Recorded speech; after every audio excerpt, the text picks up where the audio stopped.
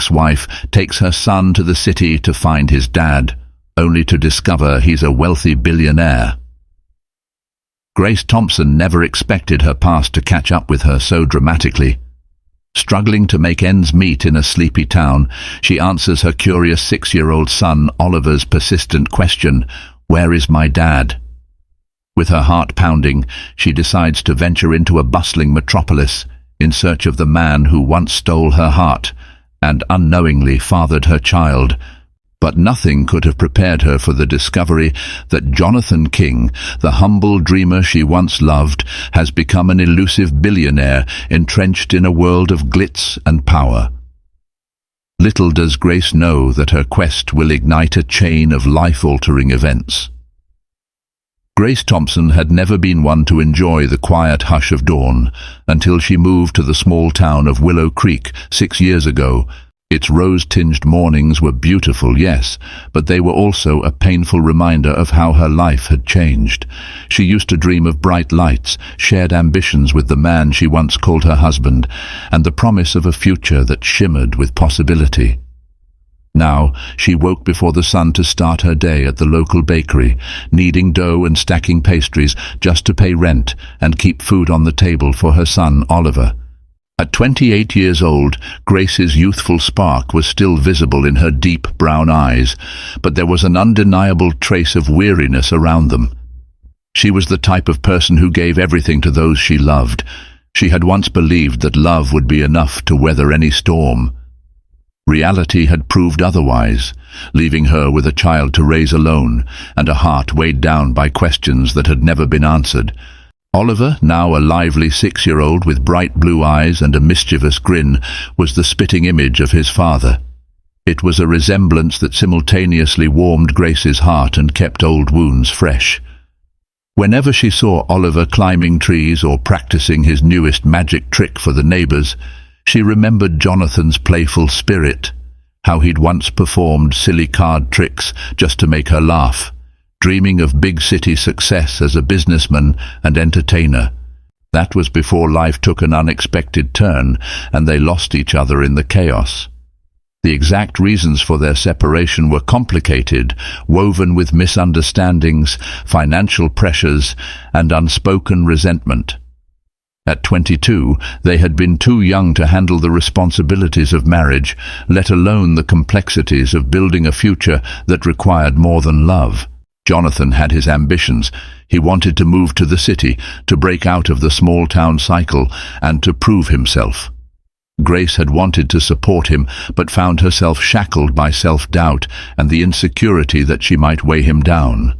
A few harsh words here, a tearful goodbye there, and soon their marriage was in shambles. By the time Grace discovered she was pregnant, Jonathan was gone. Working at the Willow Creek bakery offered a semblance of stability, but it was never enough to quell the ache of regret. Her boss, Linda Garcia, was a kindly middle-aged woman who'd known Grace since she was a child. Linda tried to offer moral support when she noticed Grace's faraway look during her shifts. On more than one occasion, Linda had gently asked if Grace ever considered seeking child support or trying to locate Jonathan, but Grace, stubbornly independent, always waved off the suggestion. She wasn't about to chase a man who had left her behind. But as Oliver got older, his questions became more pointed. He loved hearing stories about Jonathan. Grace had never demonized him, nor had she revealed the true depth of her heartbreak. Oliver would ask about Jonathan's favorite things, about the pranks he used to pull, or how he made Grace laugh. Every question was both a delight and a pang of sorrow. Then, one evening, as Grace was tucking Oliver into bed in their small, worn-down apartment, the boy asked, "Mommy, can I meet Dad someday?" Grace's heart squeezed in her chest. She stared at Oliver's bright, innocent eyes and felt tears prick at the corners of her own.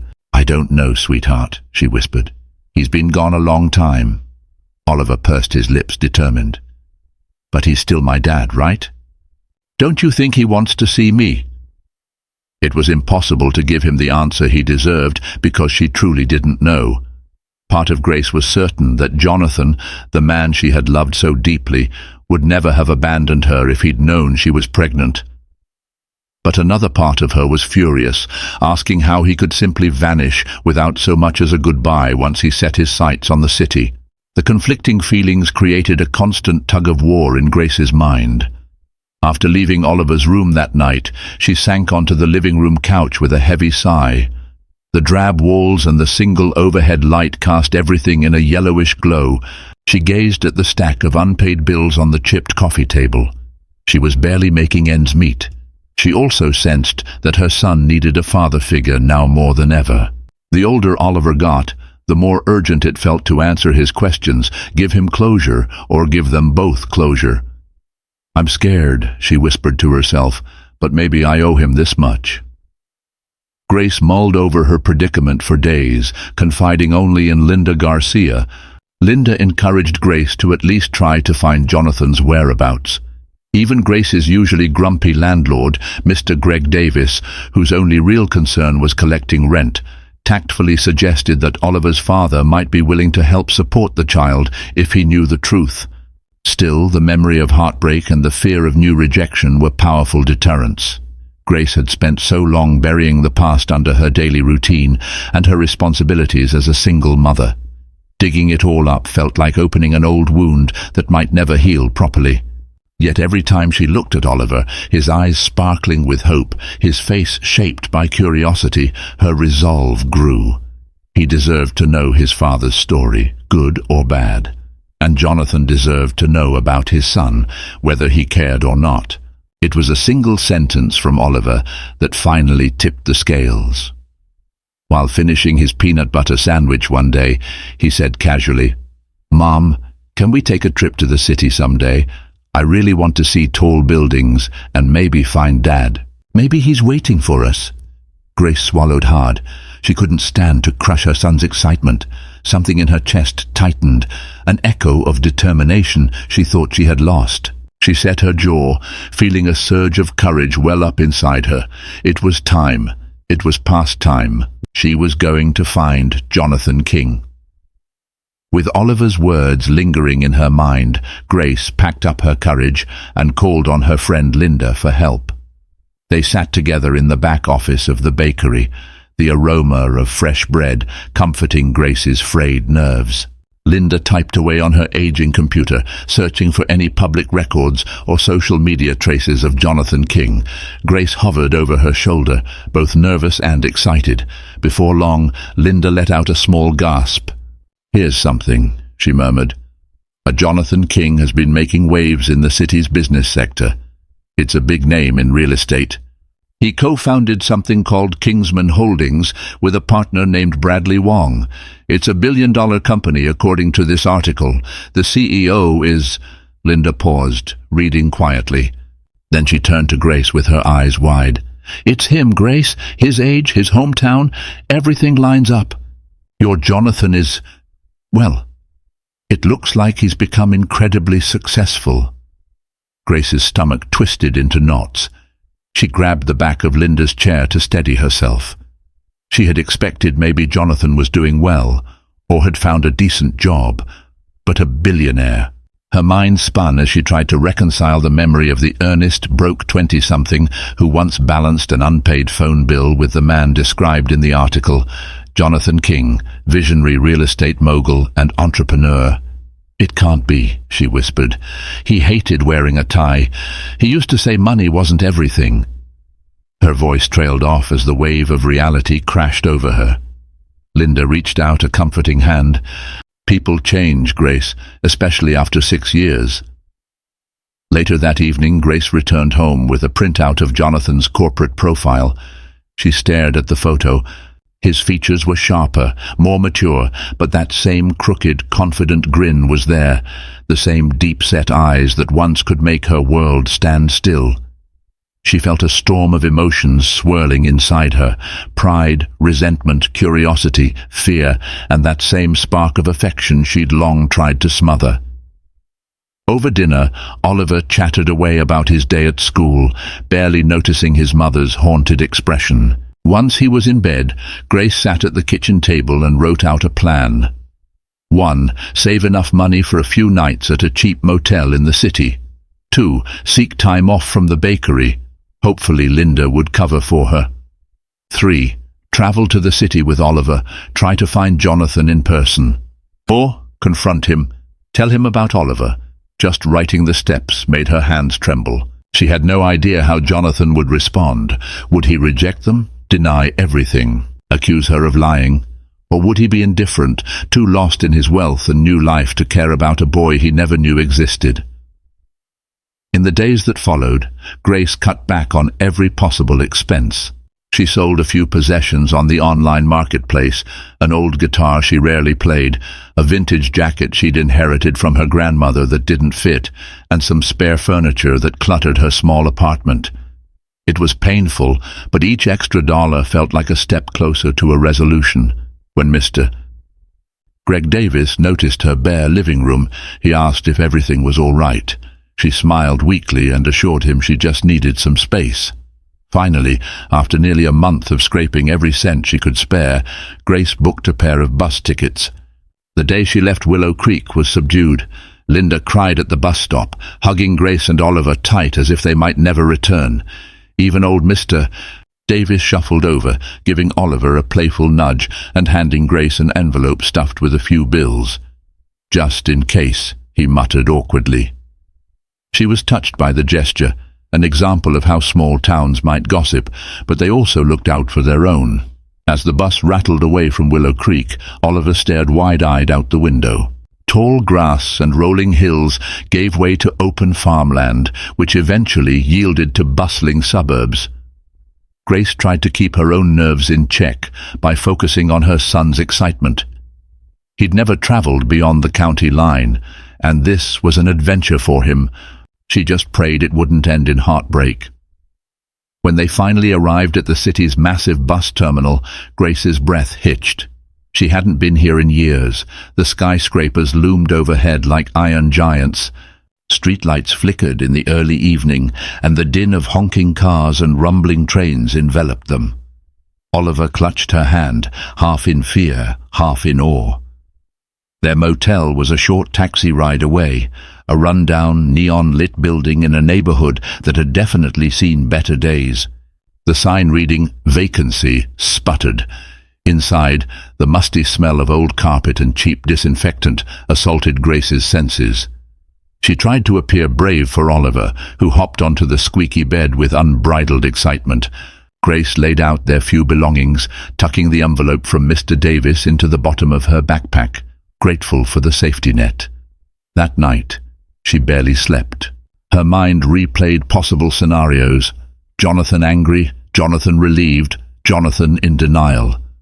The next morning, she woke up with her determination burning brighter. Oliver was depending on her. She had come this far, and there was no turning back. Before heading out, she checked her phone's map application, searching for Kingsman Holdings. The directions guided her to a glittering high-rise in the heart of the financial district. The address alone spoke volumes. This was prime real estate, the domain of top executives and multi-million-dollar deals. Grace felt a jolt of adrenaline rush through her. She inhaled deeply, determined to stand her ground, no matter what she found. Oliver slipped his hand into hers. "Are we going to see Dad now?" he asked, his eyes big with anticipation. Grace forced a small smile. "Yes, sweetheart. It's time we find him." The next morning, Grace and Oliver made their way through the bustling metropolis. Skyscrapers towered on every side, casting long shadows across busy avenues. Yellow taxis vied for space with sleek black sedans and roaring motorcycles.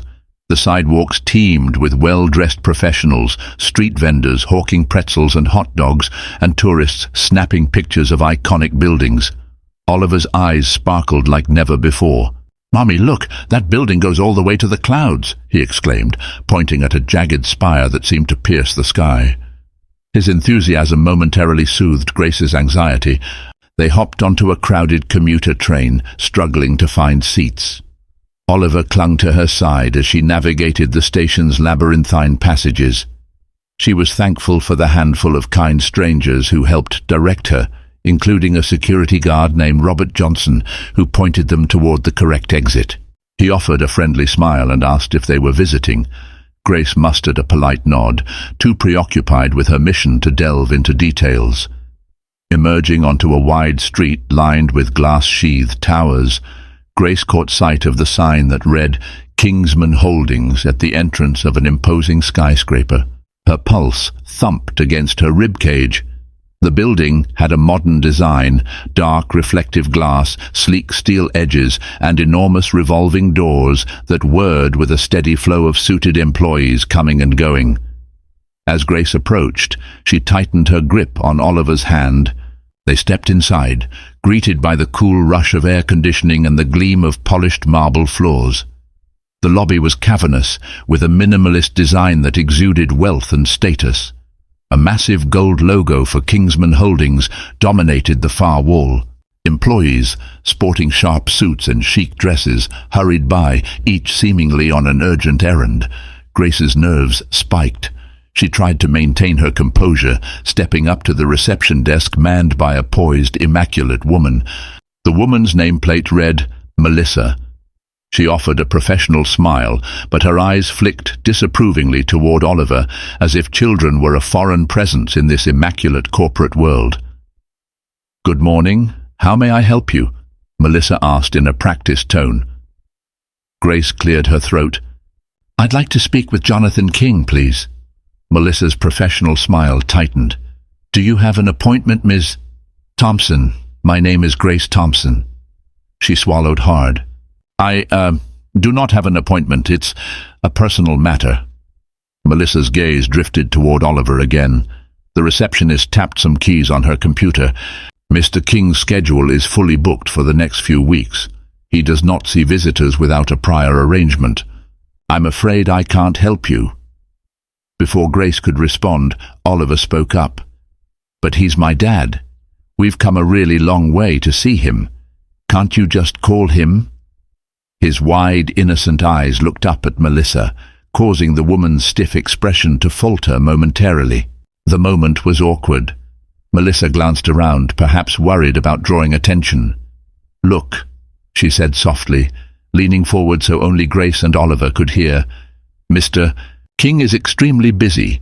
We don't allow walk-ins. If you want to leave your contact information, I can forward it to his assistant." Grace's heart sank. This sterile rejection felt like an omen, but she refused to be deterred. She thought quickly and scribbled her cell phone number on a piece of paper. "Please, just let him know we're here," she insisted. "It's very important."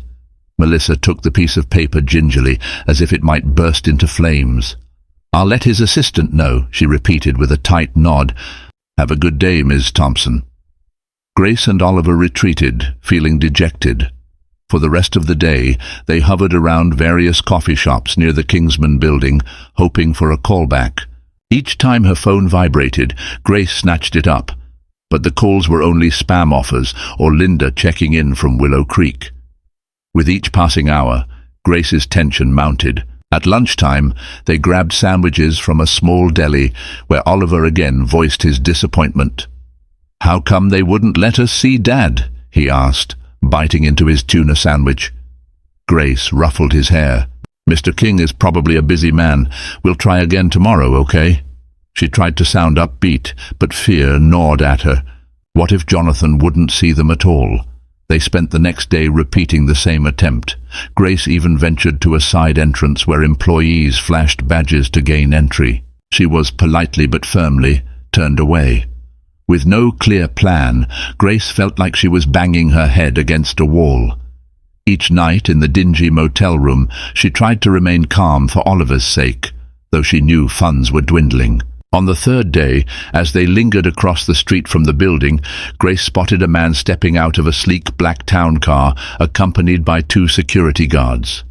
Her heart skipped a beat. Even from a distance, she recognized Jonathan's tall frame and the confidence in his stride. Time seemed to slow. She grabbed Oliver's hand and sprinted across the crosswalk, ignoring the irate honks of impatient drivers.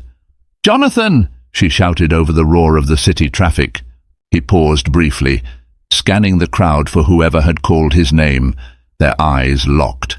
In that moment, Grace felt a rush of memories, regrets, and a strange flutter of relief. Jonathan King, her Jonathan, stood there, impeccably dressed in a tailored suit that highlighted his muscular shoulders.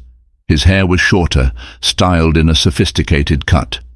This was a far cry from the rumpled, carefree Jonathan she remembered. Oliver tugged on Grace's sleeve, eyes wide. "Mom, that's him!" Before Grace could respond, Jonathan's expression turned from curiosity to a flash of recognition, tinged with disbelief and perhaps even alarm. He lifted a hand toward his security to pause them. Stepping forward, he breathed out, "Grace." In that moment, Grace realized how surreal the situation was. Reuniting with the man she'd married as a naive 22-year-old, now standing in front of the offices of his billion-dollar company. She swallowed the lump in her throat, trying to compose herself, but tears sprang to her eyes. "Yes, it's me," she managed. "And this is Oliver, Jonathan. He's your son." Jonathan's eyes darted to the little boy clinging to Grace's side. Oliver stared up at him, half in awe, half in apprehension. The city noises faded to a dull roar as father and son locked eyes for the first time. The moment hung in the air, thick with unresolved emotions. Jonathan's security guards looked uncertain, waiting for his command, while passers-by cast curious glances. Jonathan motioned them all away and murmured something to one of the guards. Then he focused on Grace and Oliver. For several seconds, no one spoke. "Let's talk somewhere private," Jonathan finally said, adjusting the lapels of his suit as though to buy time. His voice was calm, but laced with tension. Grace nodded, tears still stinging the corners of her eyes. Jonathan led them into the imposing skyscraper, ignoring the wide-eyed stares of employees in the lobby. He pressed the button for a top-floor executive suite. When the elevator doors slid shut, the silence was palpable. Oliver clutched Grace's hand, stealing glances at the tall, magnetic figure he'd known only from stories. They arrived in a lavish penthouse office, floor-to-ceiling windows revealing a breathtaking cityscape, polished wood floors, and artful decor that screamed sophistication. Jonathan motioned for them to sit on a pristine leather sofa. Grace perched on the edge, feeling like she'd stepped into a different universe. Oliver looked around in wonder, eyes flicking between the gleaming skyline and the father he'd just met.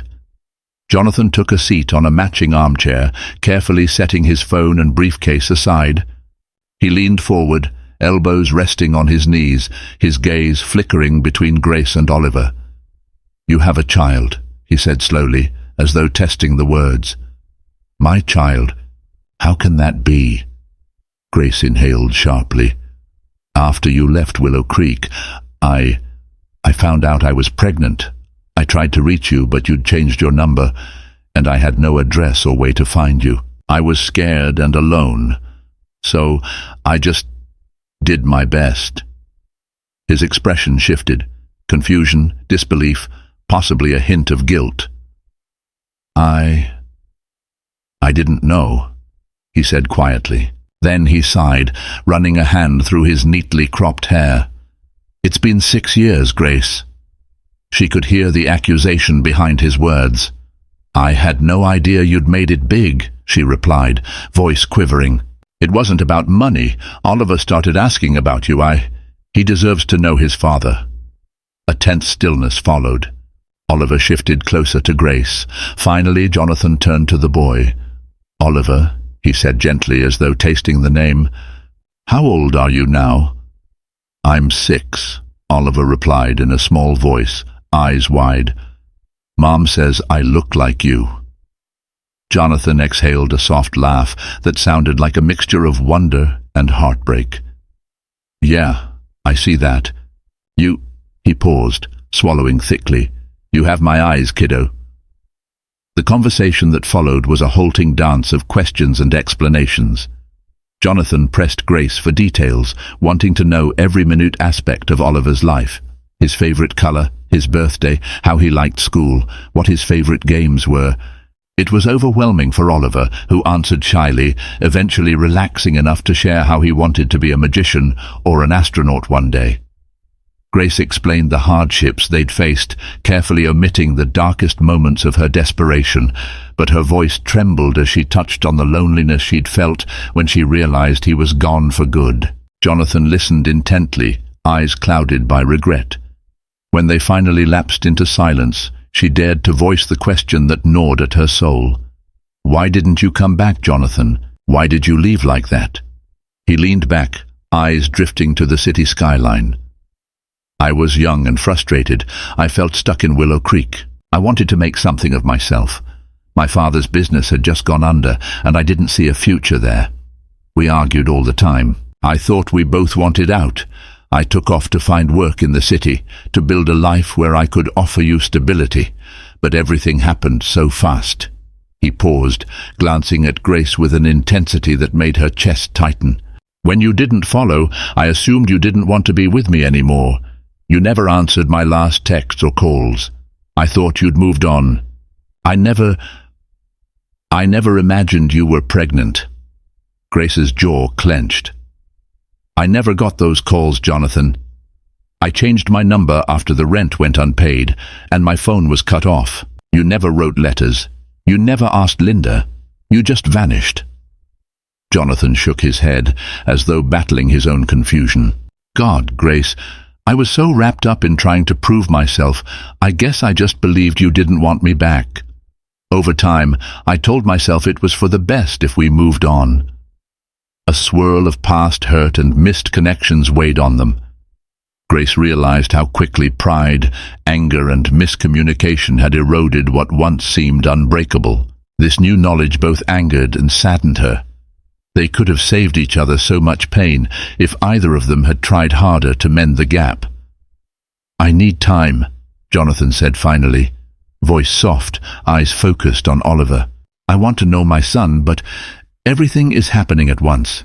Let me figure things out.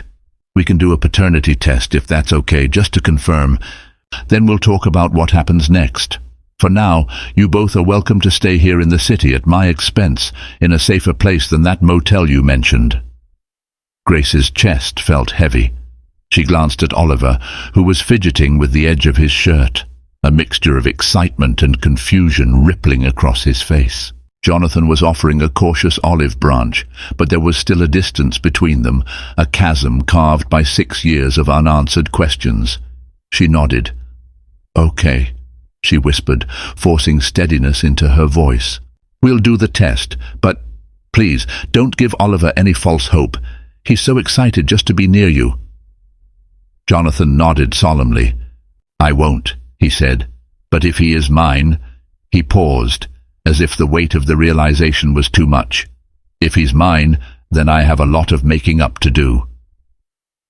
From there, Jonathan called his assistant, a sleek woman named Cecilia Lee, who arranged a suite for Grace and Oliver in a nearby luxury hotel.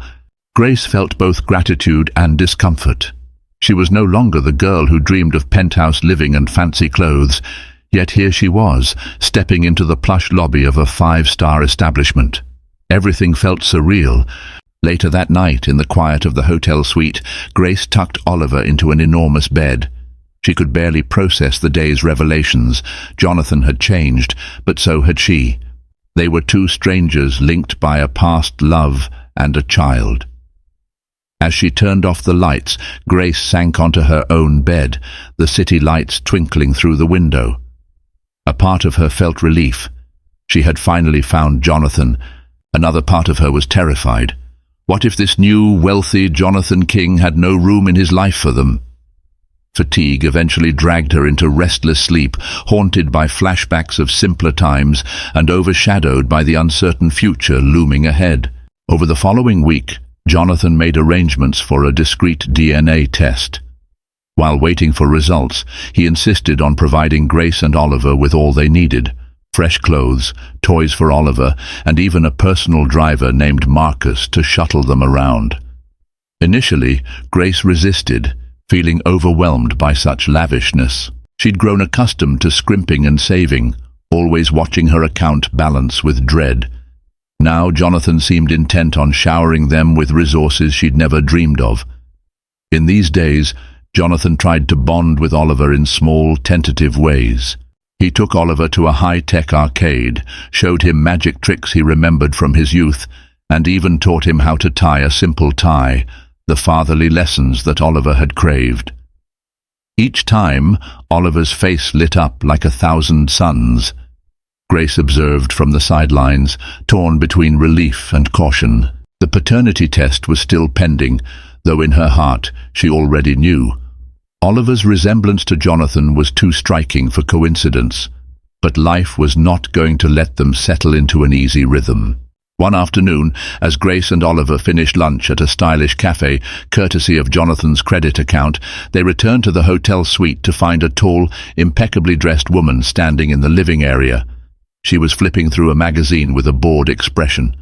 The moment Grace stepped inside, the woman's eyes flicked to her, full of cool assessment. "Oh," the woman said, her tone dripping with a cultivated edge. "You must be Grace. I'm Vivian Harper, Jonathan's fiancée." A chill raced down Grace's spine. She forced a polite smile. I'm sorry. I didn't realize Jonathan—" "Yes, well, I understand this must all be quite a shock for you," Vivian interrupted, placing the magazine aside. Her lips curved in a smile that didn't quite reach her eyes. "Jonathan told me about you and the child." Before Grace could respond, Vivian turned her gaze upon Oliver. Her expression softened slightly, perhaps out of practiced etiquette, but Grace sensed a guarded curiosity there. Oliver, sensing the tension, shuffled closer to Grace. Vivian's elegance was evident in every detail: the tailored designer dress, the delicate diamond earrings, the perfectly coiffed hair. She looked like she belonged in this world of wealth and influence, while Grace felt distinctly out of place in her second-hand floral blouse. "Jonathan asked me to stop by," Vivian continued, "to meet you both. He'll be joining us soon, but he's running late due to a board meeting." She gestured for them to sit. Grace reluctantly sat on the plush couch, with Oliver perched beside her. An awkward silence settled, punctuated by Oliver's restless fiddling with his shoelaces. Finally, Vivian cleared her throat. "I'm sure this must be quite exciting for Oliver, suddenly meeting someone like Jonathan who's accomplished so much. But I'd like to clarify something, Grace." She paused, leveling a chilly gaze at Grace. "Jonathan and I have built a life together. We're planning our wedding for next spring. We have shared goals, philanthropic endeavors, a social circle that expects certain standards. I need to ensure that what you're doing is legitimate." Grace bristled. "I'm not here to scam Jonathan, if that's what you're suggesting." She tried to keep her voice calm, but anger simmered beneath the surface. "We just want the chance to know him, especially Oliver." Vivian's eyes flickered. "Yes, the DNA test. Well, once that's confirmed, I'm sure Jonathan will do his part in supporting Oliver. But I hope you realize that Jonathan's responsibilities are vast. He doesn't have time for disruptions." Grace's cheeks heated. "Oliver is not a disruption. He's Jonathan's son, and that means something." Before the conversation could escalate, the door opened and Jonathan walked in, tie loosened and a harried expression on his face. He halted, noticing the tense standoff. "Ah," he said, clearing his throat. "I see you two have met." Vivian turned, her expression instantly transforming into a bright smile. She glided over to Jonathan, kissing him lightly on the cheek. "Yes, darling. I was just getting to know your guests." Jonathan nodded stiffly. He greeted Oliver with a kind smile and ruffled his hair. Then he glanced at Grace, and a flicker of concern passed between them. "Vivian," he said, gently taking her arm. "Could you give me a minute to speak with Grace privately?" Vivian's eyebrows rose, but she nodded graciously. "Of course, darling. I'll wait for you in the dining area." "Oliver, would you like a juice or something?" she asked the child, who hesitated before nodding shyly. Vivian walked off, leaving Jonathan and Grace to exchange uneasy glances. Jonathan rubbed his temples. "I'm sorry. I should have given you a heads up. Vivian wanted to meet you both because she's a part of my life," and Grace's eyes narrowed. She seems very protective of that life." He sighed. "She is. She's not a bad person, Grace. We've been together 2 years. I don't think she knows how to handle this. Honestly, neither do I." Grace huffed, frustration bubbling up. "We are not here to intrude on your life or your engagement, Jonathan, but this is Oliver's life we're talking about. He's your son, regardless of what Vivian wants." A spark of defensiveness lit Jonathan's features. "I know that, and once the test results come in, we'll figure out the next steps. In the meantime, I'd appreciate if you could try to get along with her. This is a big shock to everyone."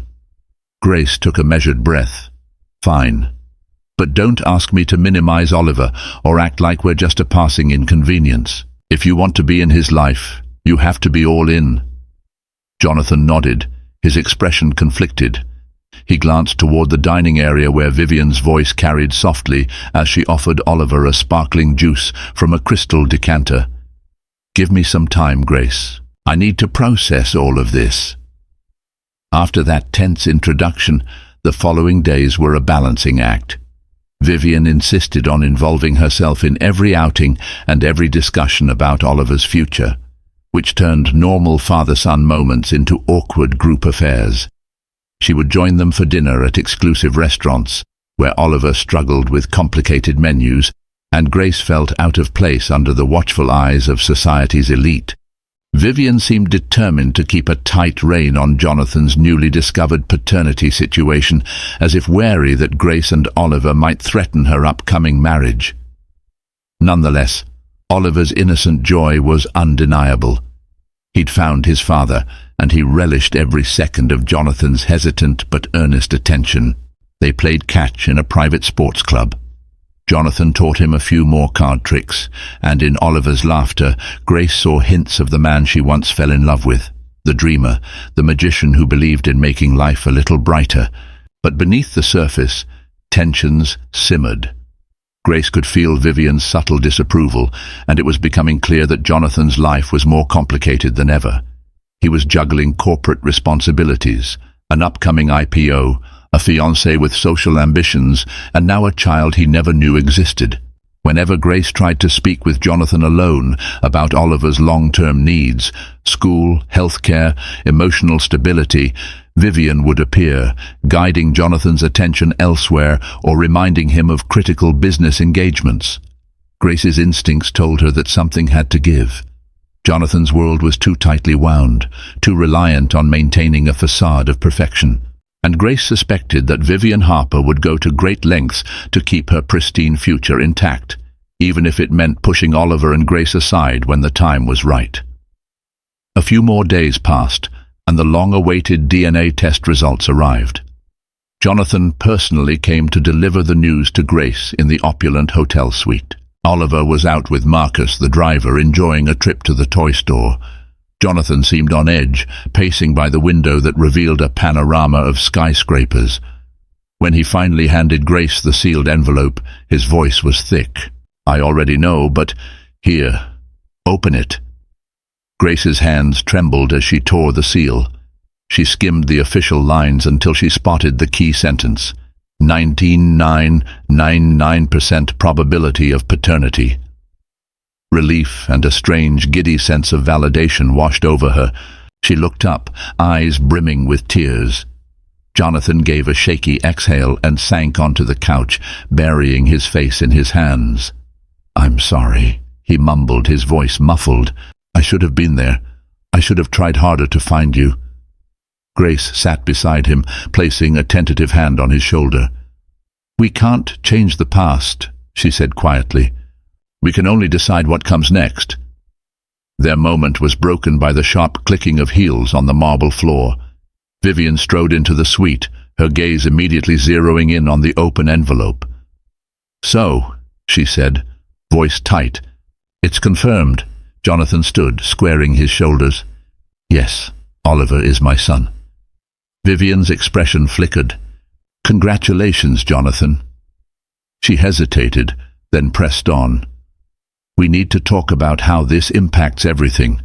The board meeting next week, the IPO announcement. There's a lot at stake." Grace bristled at Vivian's tone. Oliver is not an impact on the company. He's a child who needs his father. Vivian turned her gaze toward Grace, eyes narrowing. I'm well aware of that, but Jonathan's position is precarious right now. The slightest misstep or scandal could affect investor confidence. We need to control the narrative. Anger flared in Grace's chest. Narrative? You're talking about a human life like it's a PR move. Jonathan stepped between them, his palm raised. Enough, he said, the weariness evident in his voice. Vivian, we'll handle the press if necessary, but my priority is Oliver. I won't let business overshadow him. Vivian's cheeks flushed, but she maintained her composure. Of course, she murmured, eyes flicking from Grace to Jonathan. Just don't forget everything we've worked for, Jonathan. With that, she turned on her heel and left, leaving a charged silence in her wake. Jonathan watched her go, a muscle ticking in his jaw. He turned back to Grace, looking conflicted. She's not wrong about the scrutiny, he admitted. We've got a major IPO on the horizon, and the board is expecting a certain image of stability. But Oliver, Grace shook her head. He doesn't need a father who's only half in. Jonathan, if you can't stand up for him because of your business deals, then maybe we should just go home. Jonathan grasped her hand.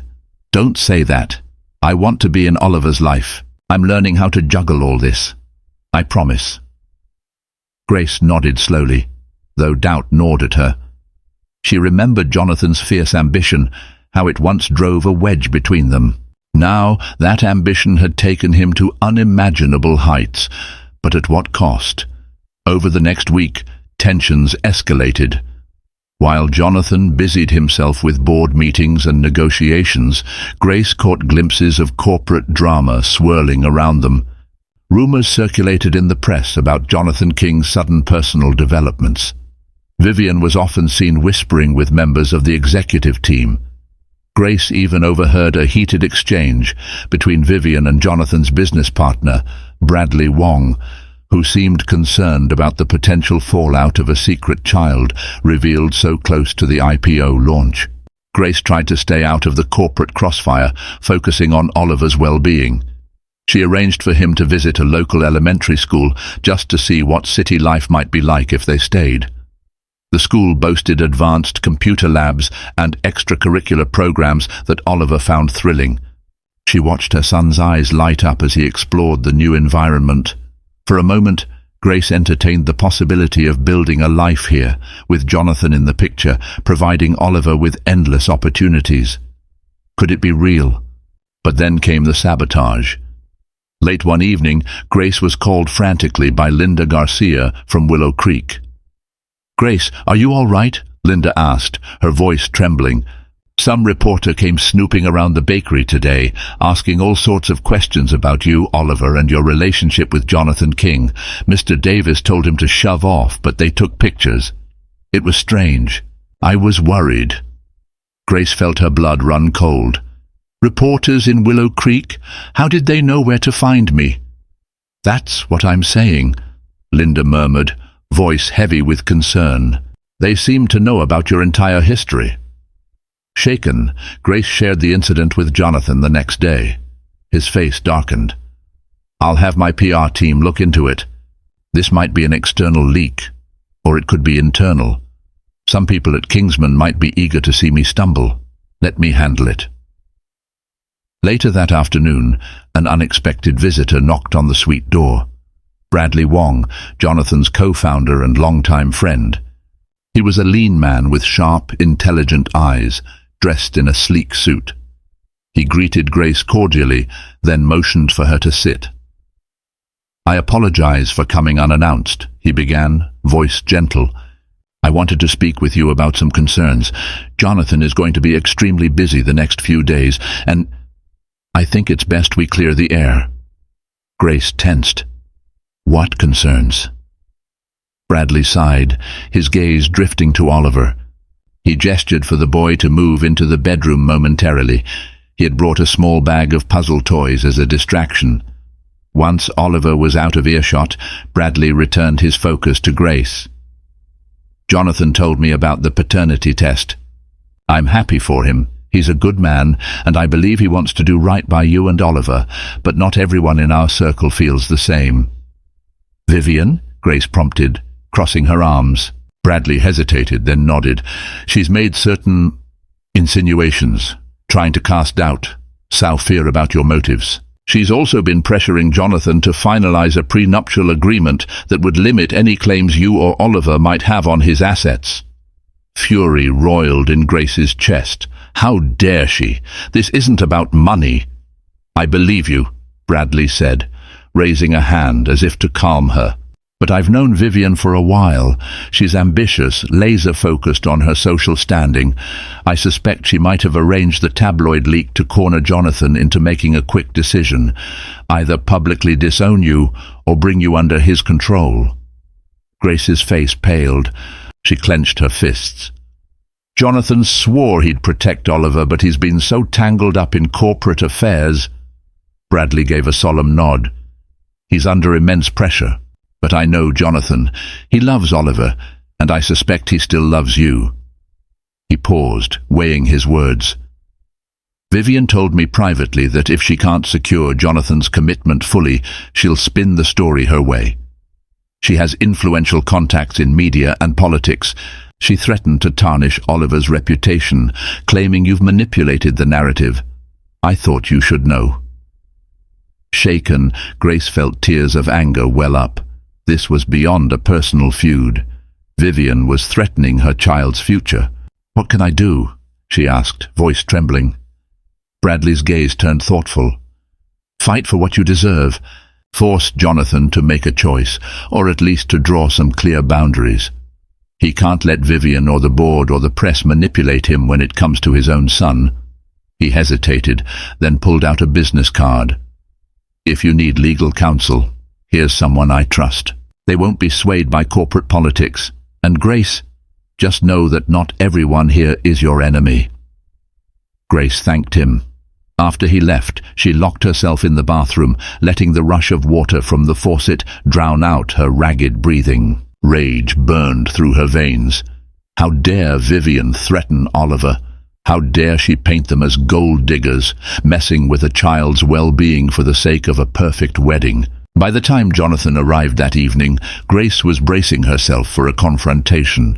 He came bearing a bottle of champagne, face glowing with the triumph of the IPO.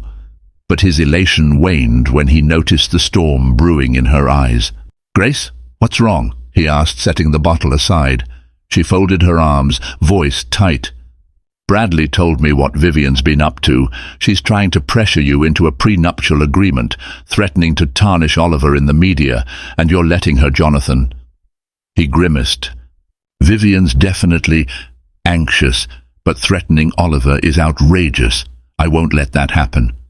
"Then prove it," Grace snapped, tears threatening to spill. "She's dominating every decision you make. She calls me a disruption, an intrusion. Oliver is your son. If you won't fight for him, who will?" Jonathan raked a hand through his hair. "I'm sorry," he whispered. "I've been juggling 1,000 things. The IPO was crucial. Now that it's done, I can shift my priorities. I'll talk to Vivian tonight, make things crystal clear." Grace nodded, her voice wavering. "I just hope you're not too late." As if summoned by the tension, the suite door burst open, and Vivian swept in, face taut. She took in the champagne bottle, Grace's tearful expression, and Jonathan's panicked stance. Her lips thinned. "Jonathan, we have a crisis," she declared. "Rumors are swirling that your fathering this child is going to scare off a major investor. We need to do damage control now. I've arranged a meeting with our PR team tomorrow. We need to release a statement disowning any gold-digging claims and reassuring the markets that you're fully focused on Kingsman." Grace's voice came out in a low, furious hiss. "Really? That's your solution?" Vivian barely spared her a glance. "And you need to leave the city by the end of the week, Grace. The media attention is too disruptive." Jonathan stepped forward, eyes blazing. "That's enough, Vivian. Oliver's not going anywhere." Her mask of composure slipped. "Be reasonable, Jonathan. We can't let this child derail everything. If if she sues for a portion of your assets. Stop! Jonathan roared, the sound echoing in the plush suite. He drew in a ragged breath, turning resolutely toward Vivian. I won't throw my son out to protect a business image. If that's what you want, then maybe we shouldn't be engaged. Vivian's face went white. You can't mean that, she whispered, tears suddenly glistening in her eyes. You're choosing her over me? I'm choosing my son, Jonathan answered quietly, stepping back. And if you ever threaten him again, you can consider us finished. Vivian seemed paralyzed by shock and fury. She cast a poisonous glare at Grace, then stormed out in a flurry of designer fabric and shattered pride. Jonathan stood there, shoulders sagging, as though a great weight had finally lifted, only to leave him exposed and drained. Grace watched him, tears slipping down her cheeks. You did it, she whispered. Thank you. Jonathan turned, meeting her gaze with a mix of sorrow and relief. I'm sorry it took so long, he murmured. Oliver deserves better than this. I should have seen what Vivian was doing sooner. For a moment they stood there, uncertain of what would come next. But at least one thing was clear. The facade of Jonathan's perfect life had cracked, and in the breaking there was room for truth to flourish. The question was whether that truth could mend what had been broken years ago, or if it would all shatter under the glare of scandal and corporate greed. The fallout from Jonathan's confrontation with Vivian was swift and dramatic. By the next morning, tabloids were ablaze with headlines like "Billionaire King breaks engagement in favor of secret family." Gossip columns had a field day, painting Vivian as a jilted bride and Grace as a triumphant interloper. The truth, as always, was more nuanced and far less sensational, but public perception was a beast with a mind of its own. For Jonathan, the immediate consequences were intense. Vivian demanded compensation for the cancelled wedding and threatened to drag him into court for emotional distress. She had powerful connections, and she wasn't afraid to use them. Jonathan's legal team prepared for battle, but Bradley Wong stepped in to mediate, hoping to prevent a messy lawsuit that could destabilize their newly public company. It was a delicate dance, but eventually an out-of-court settlement was arranged. The details were sealed, leaving the media to speculate wildly. Throughout the chaos, Grace worried about Oliver. She kept him away from the screaming paparazzi and the swirling rumors, focusing on simple pleasures: a trip to the park, a movie night in the hotel suite, or reading bedtime stories together. Jonathan tried to be there as much as possible, but the demands of his empire, plus the legal fallout with Vivian, left him stretched thin. Still, each moment he spent with Oliver was genuine. They built Lego towers together, laughed at silly cartoons, and discovered small joys that overshadowed the outside frenzy. As the weeks passed, public interest began to wane. Bigger scandals arose. Jonathan's PR team rebranded him as a devoted father, stepping up after a long-lost family connection. They released official statements clarifying that Grace was not some opportunist, but someone who had only wanted her child to know his father. The narrative turned sympathetic, and soon the paparazzi found new subjects to chase. At last, the city offered a fragile calm. Jonathan proposed a fresh start. He leased a comfortable 3-bedroom apartment in a peaceful, family-oriented neighborhood, away from the corporate high-rises and paparazzi-laden streets. He suggested Grace and Oliver move in, at least temporarily, to see if city life suited them. Part of Grace wanted to run back to Willow Creek, to the predictable quiet she knew, but Oliver's excitement at the new apartment was contagious, and so she allowed herself to take a risk. Moving day was a patchwork of boxes, bubble wrap, and the smell of fresh paint. Oliver raced through the empty rooms, planning where to put his bed, his posters, his toys. Grace couldn't help but smile at his unbridled joy. Jonathan arrived later, having spent the morning in back-to-back meetings. His shoulders relaxed when he stepped through the door, seeing his son bounding about. "How's my future astronaut?" he teased, scooping Oliver into a playful hug. The boy giggled, and Grace felt a twinge of warmth. This was what she'd always hoped for, a father who loved Oliver as fiercely as she did. Once Oliver was in bed that night, Grace and Jonathan sat on the living room floor, surrounded by half-unpacked boxes and half-assembled furniture. A single lamp bathed them in a soft glow. Jonathan took a deep breath. "I want to apologize," he said, breaking the comfortable silence. "For everything. For leaving you back then, for not doing more to find you, for allowing Vivian to treat you so horribly, for letting the tabloids run wild. You deserved better, Grace." She studied him, noticing the worry lines on his brow and the vulnerability in his eyes. "I can't pretend it doesn't still hurt," she admitted softly. "But we have Oliver now. We can't dwell on the past forever." He nodded, hesitating before speaking. "Would it be too much to hope we can try again? For us? I know so much has changed. I'm not the same man you married, but maybe we can get to know each other again, without the secrets and misunderstandings." Grace felt her heart flutter, a sensation both exhilarating and frightening. She had once loved Jonathan King with all her being, and the bitterness of his absence had shaped her life for 6 years. Yet here he was, humbler than she ever imagined possible, asking for a chance to rebuild. "I'm not sure," she answered honestly, her voice trembling. "We can take it one day at a time. Right now, I just want to focus on Oliver's happiness and stability." Jonathan's gaze was steady. "I'm okay with that. I'll earn your trust back, I promise." And so began a cautious dance, co-parenting, shared dinners, late-night talks over takeout in their new living room. Jonathan would fill Grace in on the day's corporate challenges, including the occasional leftover drama from Vivian. Grace would share funny anecdotes from Oliver's new school, where he was thriving with the advanced curriculum and forging new friendships.